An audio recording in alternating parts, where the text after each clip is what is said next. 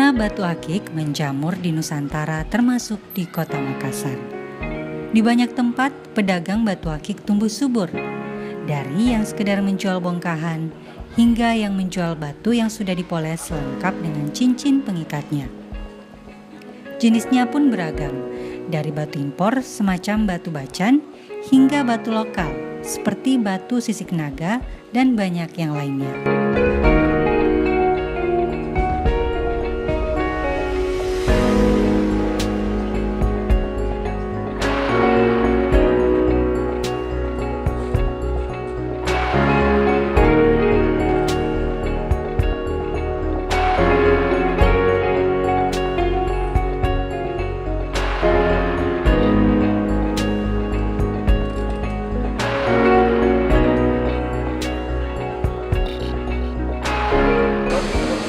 Saya di sini menjual batu-batu dan ini khusus dari cats seperti virus.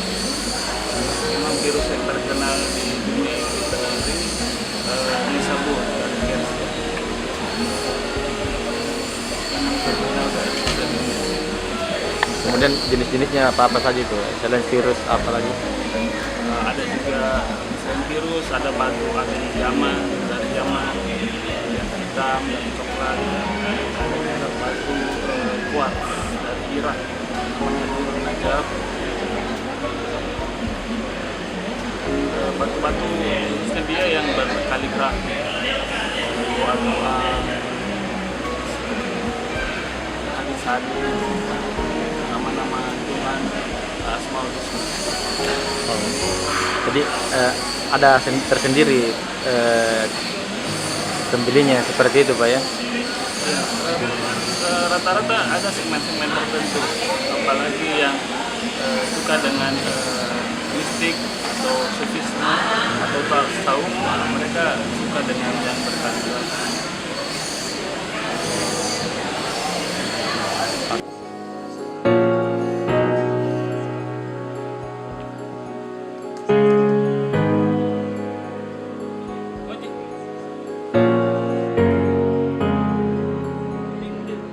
Sentra batu akik ini pun merambah hingga masuk pasar, seperti di sentra penjualan batu akik Pasar Segar Makassar yang menjamur.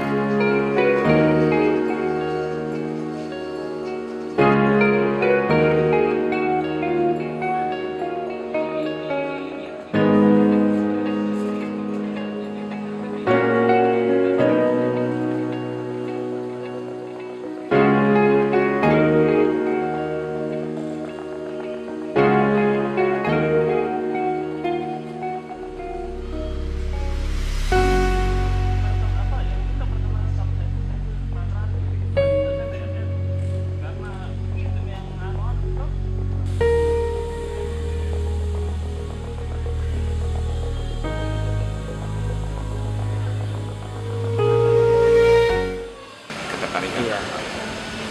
Kalau saya pribadi ketertarikan menjual batu itu terus terang karena euforia pada saat itu permata lagi booming, tentu kita mengambil kesempatan itu untuk mengais rezeki ya, dengan menjual batu permata.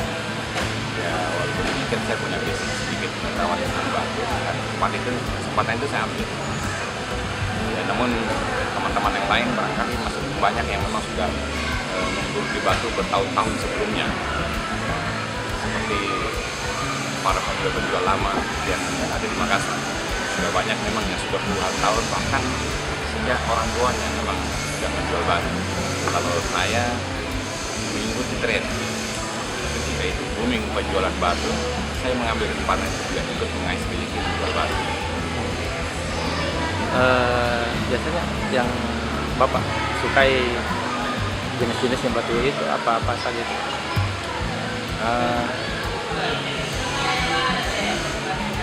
Pada saat itu tentu batu-batu lokal Indonesia yang lebih banyak digandrungi karena euforia terhadap batu nasional, batu lokal Indonesia, khususnya yang seperti bacaan, batu lokal Indonesia bacaan, Kalimaya, Banten, Opal, baik dari Wonogiri maupun dari Bone dan lain-lain, batu janji lain Rafflesia Casidoni dari Bulu namanya kan.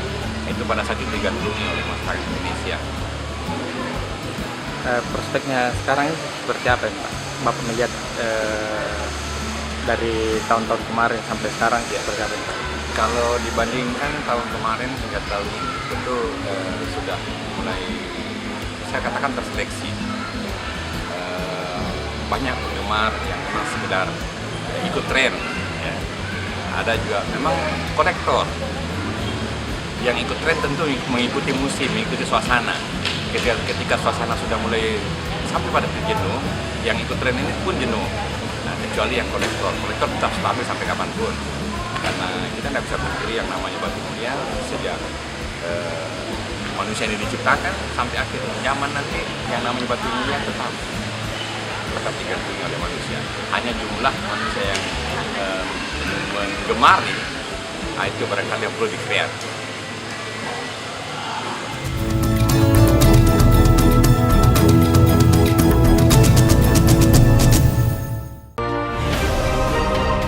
Yang terbaik berkalung medali. Yang teratas mengangkat trofi. Yang terkuat menyandang sabuk juara. Yang terhebat di podium mengibarkan bendera. Saksikan dalam Kabar Arena di TV One. Memang beda. Beliau itu tidak mau buru-buru hanya karena kita cepat-cepat dapat uang seperti itu. Tapi uang itu memang benar-benar dapat dipertanggungjawabkan. Mangan apa? Kuntang runtung nganggur terus. Kami nak tanah ya, kena mbok turun-turun. Aku duwe hak nolak lingkunganku dirusak. Aku duwe hak urip. Bumi dan Manusia. TV One memang beda. Warga di Jakarta sudah sejak dini hari mendatangi berbagai tempat menyaksikan gerhana matahari total. Labora yang didampingi oleh istrinya langsung dijemput oleh petugas Kementerian Hukum dan HAM serta anggota Brimob bersenjata lengkap. Siapa pemilik sampah bungkus kabel yang ditemukan di sepanjang gorong-gorong Jalan Medan Merdeka Selatan, Jakarta? PU udah lapor polisi kok, aku nggak mau pusing kayak gitu. Saksikan Kabar Petang. TV One memang beda.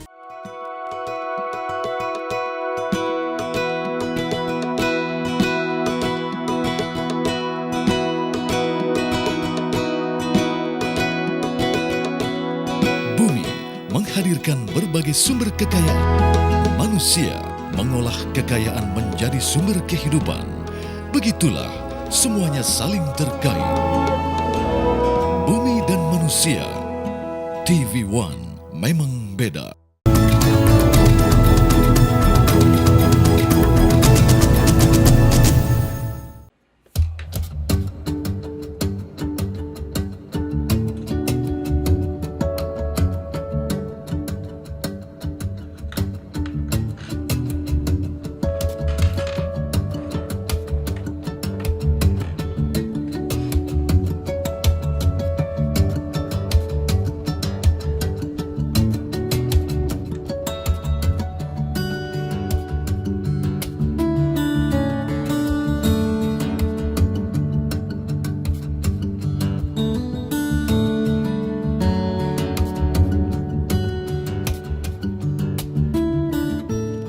Tidak hanya memakai batu akik, namun di sentra penjualan batu akik di Pasar Segar juga menyediakan laboratorium khusus batu akik. Laboratorium batu akik ini berfungsi untuk mengetahui kadar keaslian batu akik tersebut.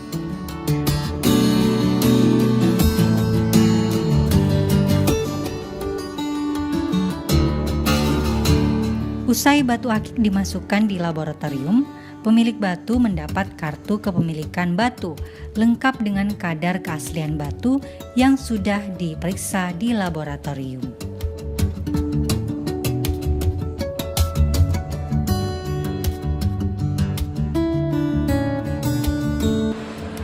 Pak bisa dijelaskan sedikit mengenai tahapan-tahapan proses untuk batu akik itu dimasukkan dalam lab seperti apa itu? Ya, kalau prosedur pemeriksaan kita Pertama-tama itu kita dimulai dari pengambilan SG atau specific gravity. Kita timbang darat terus ditimbang air. Itu minimal dilakukan diulang secara 3 kali. Terus kita jumlahkan datanya, kita ambil selisih pertengahan angkanya berapa. Terus habis itu kita bisa tes RI atau refractive index, tes bias cahayanya. Dia misalkan macam seperti safir kan dia seperti RI-nya 176, 177. Jadi di dalam RI ini kalau kita kasih cairan RI-nya, dia ada bias cahaya yang naik turun di angka 176 dan 177. Itu khusus safir. Dan langkah selanjutnya bisa kita cek untuk menggunakan presidium atau hardness kepadatan batu. Nah, untuk memeriksa treatment atau perizinnya kita menggunakan mikroskop. Iya. Kalau misalkan ada beberapa batu yang tidak bisa kita cek pakai RI, kadang kita menggunakan polariskop untuk melihat bias bayangannya yang bergerak di dalam permukaan batu. Seperti itu. Terus setelah itu kita masukkan ke database. Biasanya kalau untuk melihat indikator yang seperti safir tadi itu 170 berapa 170 yang apanya itu? Itu apanya itu? Kalau ada terlihat seperti itu, angka-angka seperti itu, ada indikator naik turun. Oh, itu RI-nya. RI-nya itu bias cahayanya yang naik turun. 176, 177 itu khusus untuk safir. Beda dengan batu-batu lain lagi. Untuk melihat keaslian batu itu seperti safir itu, apa memang standarnya seperti itu? Kalau pemeriksaan safir datanya memang harus lengkap seperti SG. SG dia ada di database kita, ada datanya dari berapa sampai berapa. Kalau kita cek terus SG nggak masuk, kita cek pakai alat lain juga jauh, nggak masuk safir dia. Kita lihat juga dari inklusi, dari mikroskop. Kalau yang batu-batu yang lain, kalau untuk melihat keasliannya seperti apa itu? Sama seperti safir, cara pemeriksaannya. Seperti itu ya? Iya. Kemudian kalau sudah diketahui bahwa ini asli atau ada persenannya sampai 90%. Maksudnya apa itu, Pak? Keasliannya batu itu. Keasliannya? Iya. Itu akan dilabeli atau apa? Seperti itu. Ada labelnya untuk atau sertifikatnya? Oh iya, memonya. Pembuatan memonya? Iya ada. Jadi dia jadinya seperti ini dia, Pak. Keterangan memo di sini ada color, transparansi, hardness, 7 cut, probable origin, dan comment. Kadang juga kalau kita sudah periksa originnya dari mana, kita juga melihat treatment batunya. Kadang ada yang memang NTD treatment, ada yang GF, ada yang gigit, batu-batu seperti safir. Banyak treatment.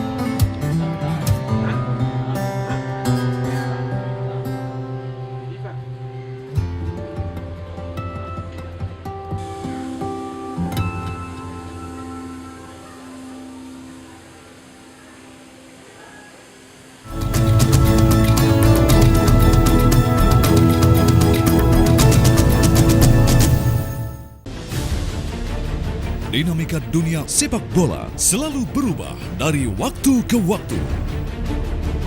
Kesiapan tim, kondisi fisik, maupun faktor non-teknis mempengaruhi performa dan hasil akhir laga.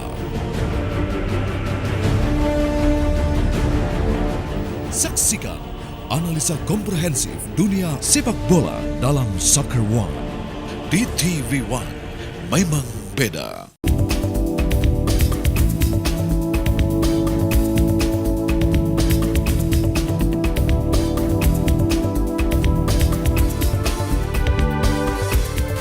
Ayam kalau dimasak itu benar-benar harus sampai matang di dalamnya, karena kalau enggak itu dia bisa mengandung ada bakteri. Hai, selamat pagi pemirsa Sport One. Saya Ratu Anandita akan menemani Anda dalam Fit, Fresh, and Fun. Di TV One, memang beda.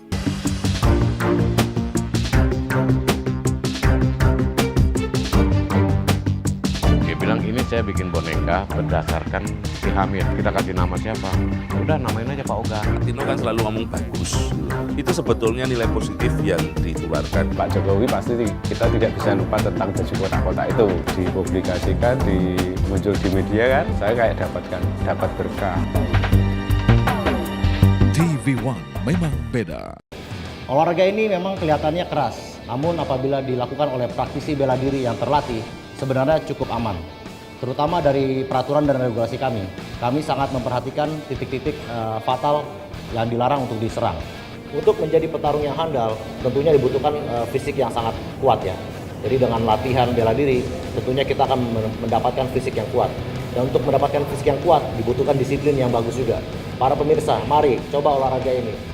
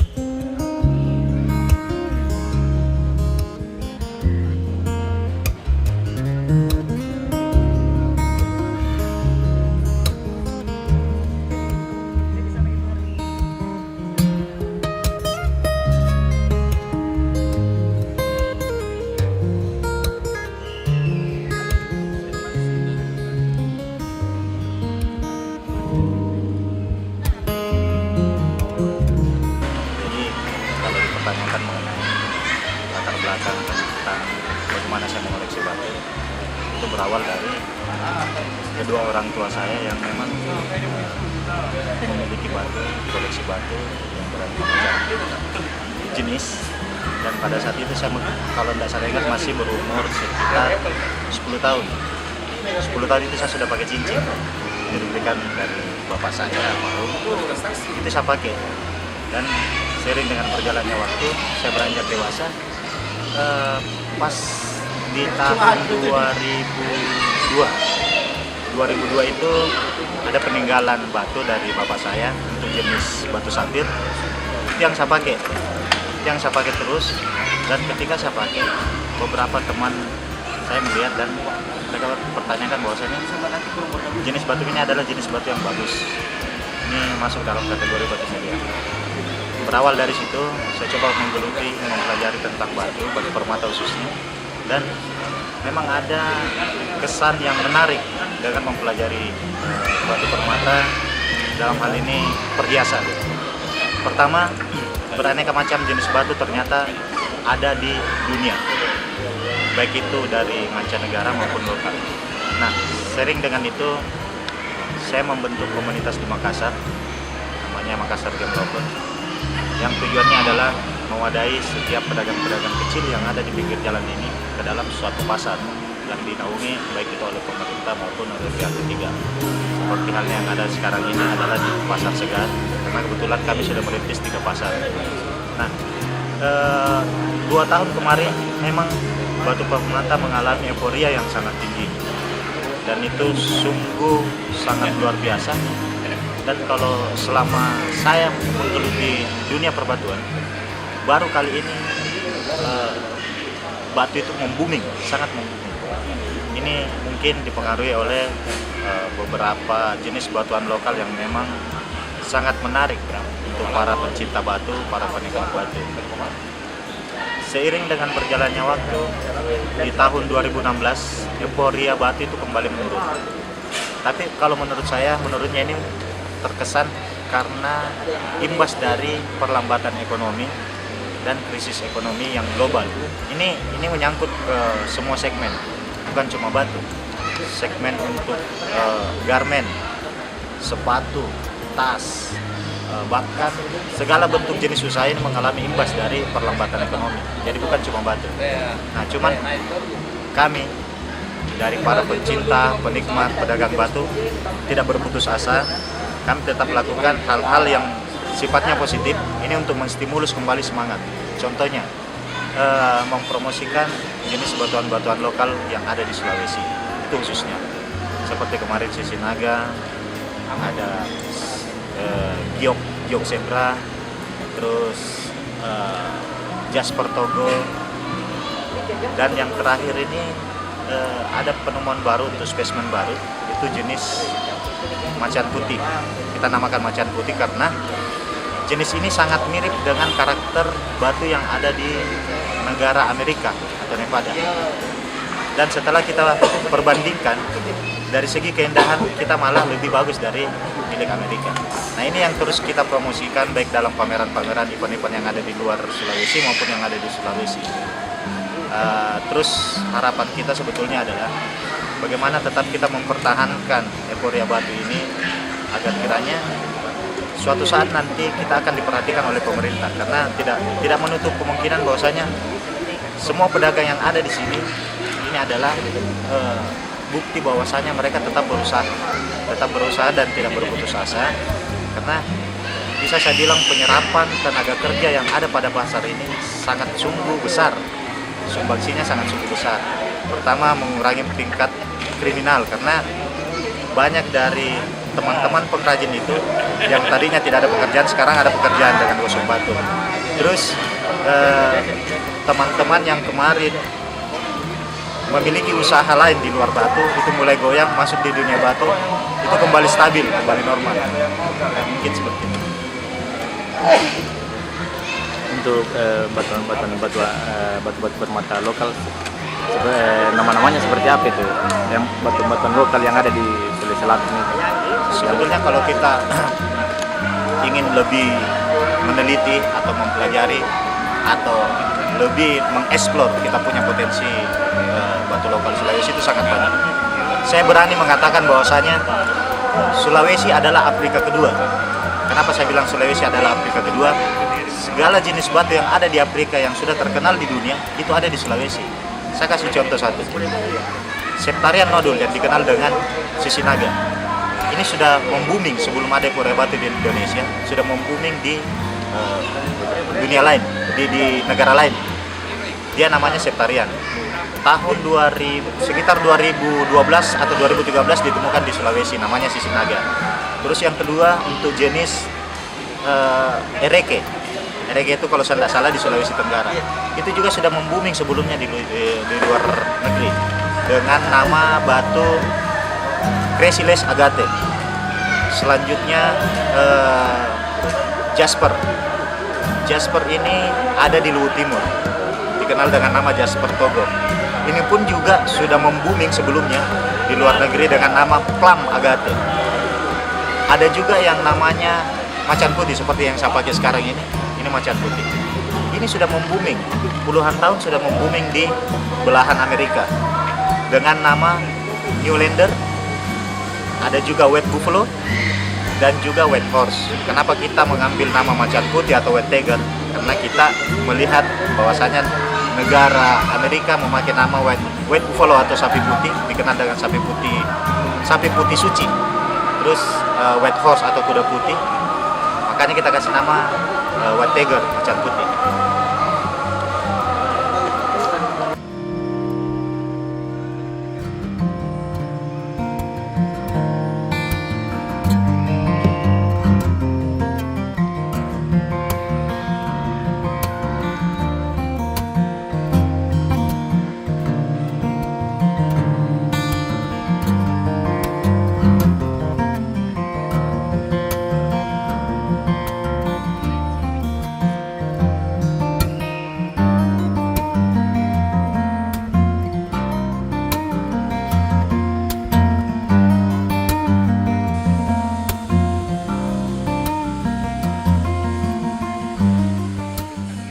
Jika Anda penikmat dan pemakai batu akik dan berada di Makassar, tak salah meluangkan waktu untuk mengunjungi sentra penjualan batu akik ini, baik untuk sekedar melihat-lihat dan mencuci mata, dan juga dapat dijadikan oleh-oleh dari Makassar.